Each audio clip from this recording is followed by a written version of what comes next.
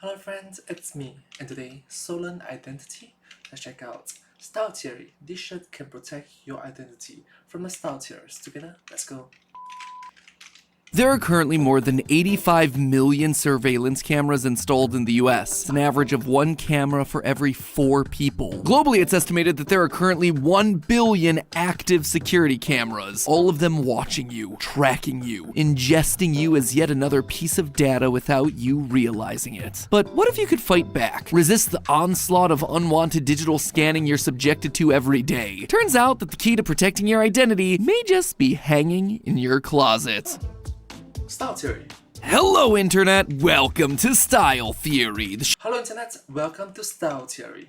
show that our AI overlords at YouTube have delivered to your feed because somewhere along the line the data around your watch habits told some algorithm that you're likely gonna enjoy this video. Don't fool yourself, friends, none of us have any choice here. Watch and consume, watch and consume. You know what else I suspect you probably like? Your privacy. Having some control over how your likeness gets stored and distributed? Well, too bad, that is so last millennium. The reality is that in an average week, your image is captured on a security camera an average of 78 times. That is a lot, right? We're talking over 10 times a day. Well, guess what? I'm lying to you. In reality, you're getting captured an average of 238 times in a given week. That is 34 times a day. How many of those are you aware of? How many of those did you consent to? Does it feel weird to know that your image is just out there, floating around somewhere, captured and held by people that you don't know and will likely never know? Well, if the answer is yes, you're not alone. It turns out that not everyone is wanting all eyes on them. Case in point, professional rich person Paris Hilton, who recently made headlines with her very Hi Paris Hilton. Hi. unique scarf here. You see, this isn't just any piece of fashionable neckwear. This scarf is a weapon against unwanted photography. Dubbed the anti-paparazzi scarf, this thing was made to ruin any unwanted photos. How's it work? Well, these patterns here are made of the same reflective material that they use for most road signs. Road signs obviously need to be well illuminated in the dark, so they're built to capture and reflect as much light as possible back to the drivers, which is fantastic when you're talking about road safety, but absolutely terrible when you're talking about camera lenses. On the road, that means that when your headlights hit that stop sign, the sign's gonna glow like a light bulb. But translate that into a clothing item, and suddenly your camera lens sees this: a glowing scarf that obscures everything else in the frame. Most importantly, the wearer's face. Oh, so you can still see the face, but it's being obscured. It's being obscured.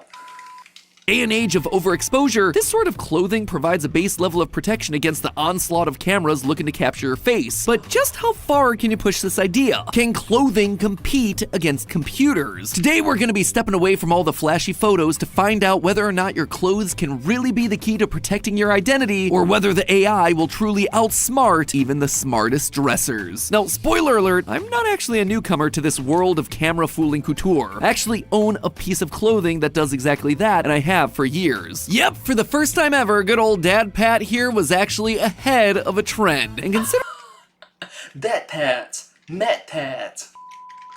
the topic of today's video, it felt like a good time to show off that piece. So unfortunately, we weren't able to get our hands on a lot of the anti-AI clothing that exists out right now, but there is one jacket in my entire collection that is supposed to befuddle all the AI that you can throw against it. I got this as a present a couple years ago when the channels crossed a milestone. And the way this is supposed to work is it's basically meant to fool and trick license plate readers into thinking they're actual license plates, but also they're not able to get clean reads off of them because they're ingesting so much data at once, and a lot of that data is unclean. The jacket is actually from a brand called Adversarial Fashion. They wanted to design clothes that could stick it to the man in their systems. The idea here is that real-world license plate readers would mistake part of the clothing's pattern for actual license plates, thereby crowding those databases with a bunch of junk information that ultimately makes their job much harder and you more tricky to track. But does it work? Honestly, I don't know. I always liked the pattern and the overall concept of the clothing, but never really took the time to test out the claims. At least, So what Mad Pat is trying to say is you will still be captured,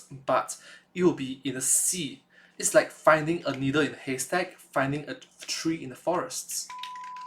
not until today. We downloaded a license plate scanning app to test it out. Don't worry, we did test it on a real license plate first to make sure that this thing was working. I brought in my old license plate. This is actually from my first ever car, M&M, which was a Mercury Milan, hence the name.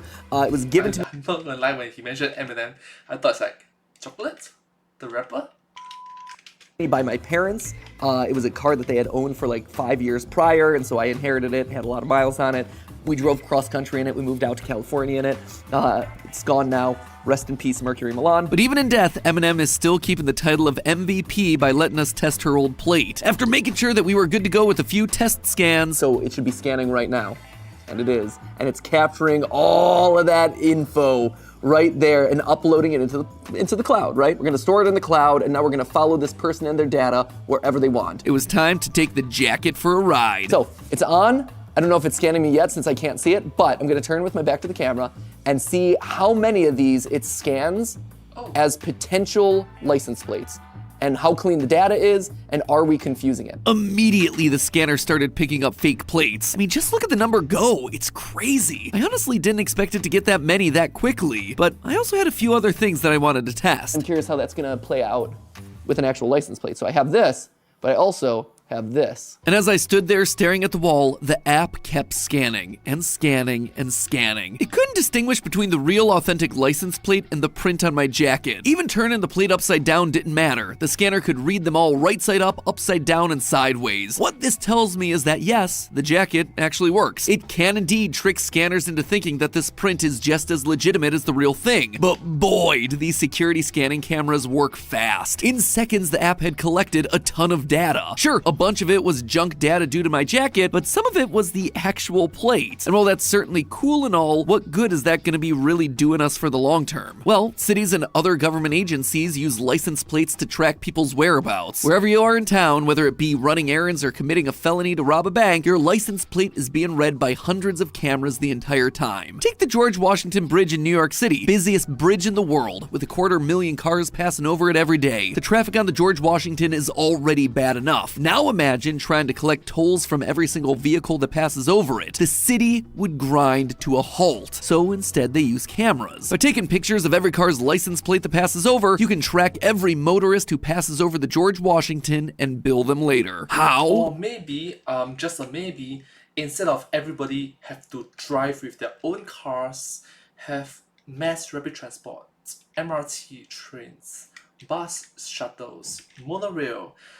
You get the point, right? Public transportation instead of personally driving there.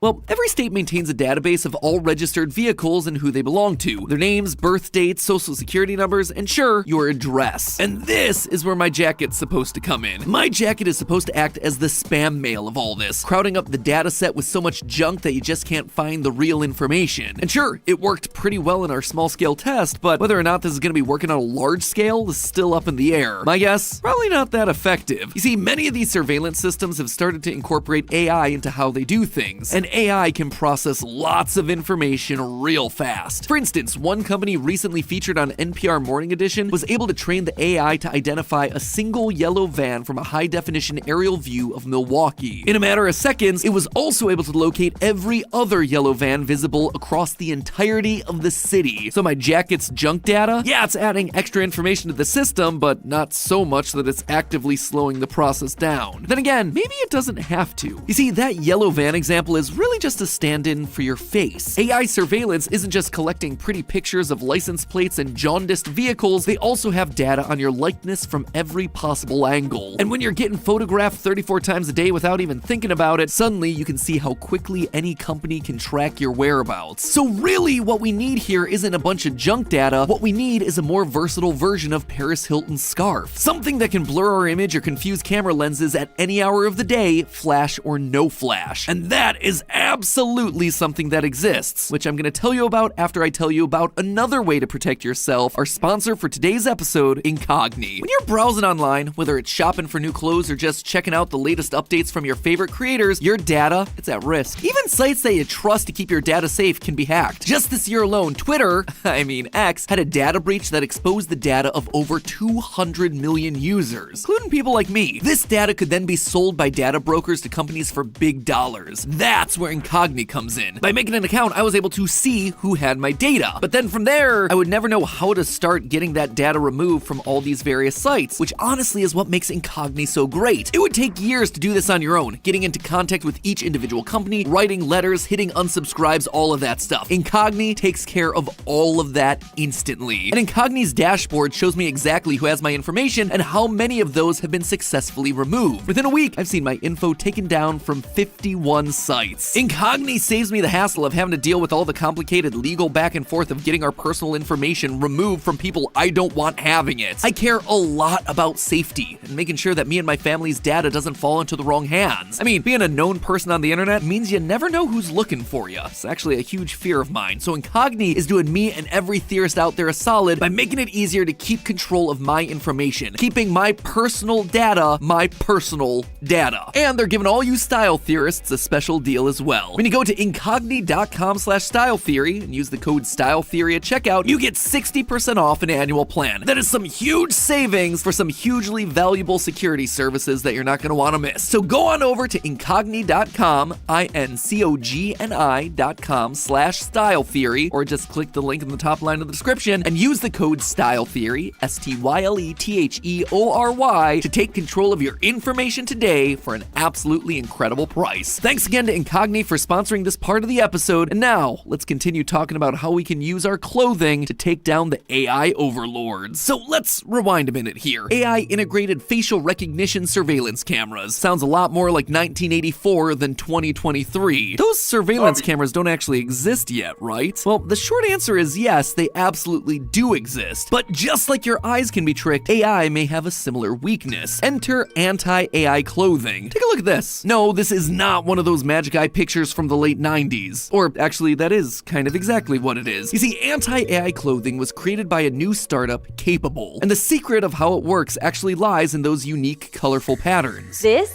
is the first fashion collection that can protect the wearer's biometric data. Capable took a deep look at how facial recognition cameras operate and designed a series of patterns that would specifically trick the AI into thinking that you are not a person. According to the brand, by wearing one of their sweaters or pants, any camera trained to find faces in a crowd would instead think that the strange patterns on your shirt were some sort of weird dog, or giraffe, or zebra, distracted away from your face so you stay anonymous. How's that work? Well, the cameras need to separate the people from everything else in the frame. Capable's design makes that process a lot harder. By analyzing how the AI distinguishes between different objects, Capable designed a fabric that was perfectly crafted to trick the AI into thinking the shirt was the thing it needed to be looking at instead of your face. This garment is protecting the wearer at 360 degrees. The person who's not wearing the Manifesto collection is identified as a person. The other one is not. If you or I looked at this image, we'd say that this is very clearly a woman wearing a shirt with a vaguely dog-shaped pattern. However, to the AI, I agree with you. It's a female that is wearing a shirt that is,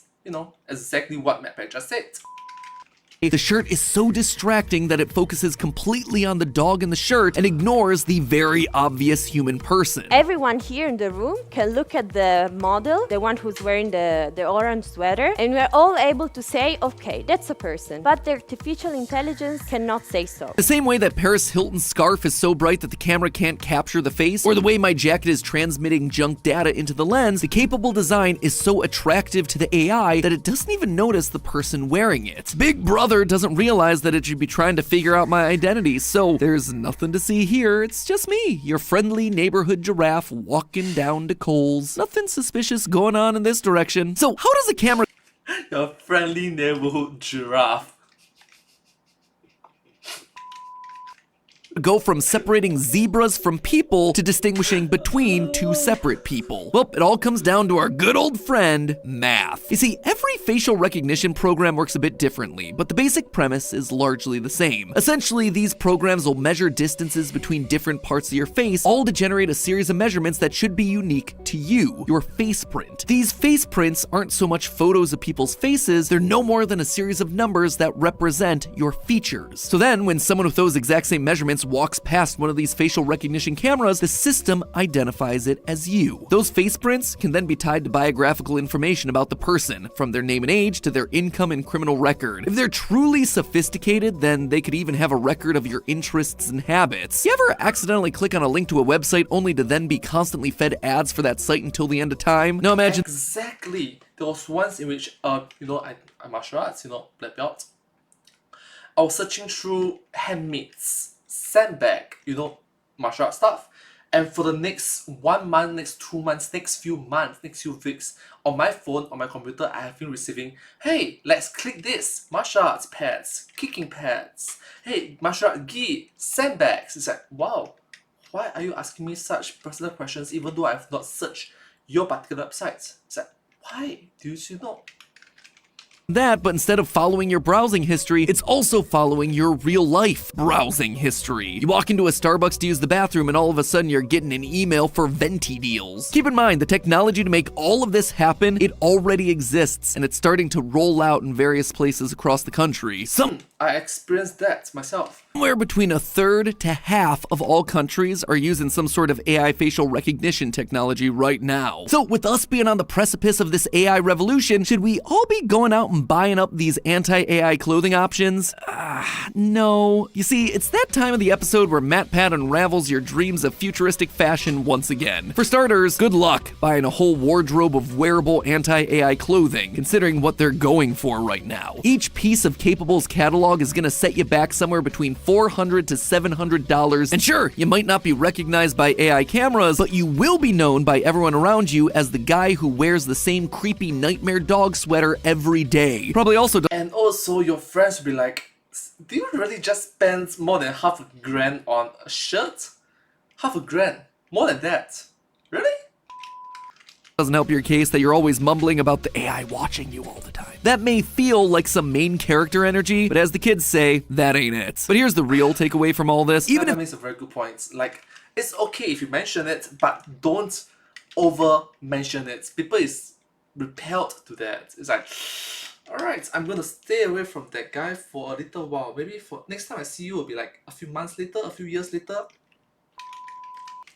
If you shell out some serious cash and deck out your entire wardrobe in these anti-AI patterns, it doesn't mean that it's gonna work 100% of the time. Capable even admits that its garments only correctly obscure the wearer around 60 to 90% of the time. Now, if you're thinking to yourself, those sound like pretty good odds, remember that being able to be detected for even 1 second is enough to collect your data, which completely defeats the purpose of wearing these outfits for anything other than cool techie fashion. That 10 to 40% failure rate might look good on paper, but remember how many images of license plates got taken on my jacket. In seconds, the lens had tried to capture me dozens of times, and more attempts made more frequently means that the AI is eventually gonna beat the probability. And while I'm sure that Capable will say that they're working every day to improve those odds, you know what else is improving? AI. AI can work faster at certain tasks than humans ever could. What might take months of designing and testing new clothing patterns could all be undone in seconds by these AI programs being trained to see through it all. That's not even considering what's probably the biggest flaw in Capable's design, the kind of flaw that renders the entire garment pretty much useless, and that's the AI itself. As I mentioned earlier, every AI algorithm measures faces in a slightly different way. The end result winds up being the same, a unique string of numbers representing each person, but what each AI chooses to measure on our faces is what separates one from the other. Capable has trained their designs on a program called YOLO. You only live once. No, not that YOLO. Or at least not exactly. You see, this YOLO stands for You Only Look Once. And I can't stress this enough, YOLO is not a facial recognition program. I repeat, it is not a facial recognition program. It's designed to distinguish a person from a penguin, but it cannot tell the difference between two people. I don't know about you, but if I was a malevolent individual looking to set up surveillance to help me track specific individuals, I would probably want my AI to be able to tell the difference between an Amy and a Tom. So really, what's being fooled here by this clothing is the least sophisticated of these super intelligent designs. Not looking all that great for clothing taking down the computers. So there you have it, folks, another overlap of technology and clothing that your boy MatPat here has had to tear to shreds. But you know what? I'm excited to see what Capable and other brands like it do in the future. There's actually an anti-surveillance fashion event happening right now as we speak in Switzerland. Who knows what we'll Having said that, do recognize that this video came out last year in 2023. Right now it's 2024. I'm sorry. see pop up over the next few years. Sure, I might be a skeptic now, but if the internet's taught me anything, it's to expect the unexpected, especially as it applies to fashion. But hey, that's just a theory. A style theory. Keep looking sharp. If you want to learn more about innovative fashion finds, click the box on the left to learn about how UV-activated clothing is a ripoff. Or if you prefer your science a bit more super, click the box to the right to learn about the secret behind Hulk's indestructible pants. Well, thank you so much for watching this video. I hope you enjoyed, and I hope to see you in my next video. If you do like this video, please remember to like, share, subscribe, comment, follow. I want to take a look at the meme at the back. Sharp. It's to expect the unexpected, especially as it applies to fashion. But hey, that's just a Age 225, okay, that's me. Age 250, 253, angry. Okay, I think you might be haunted, I guess.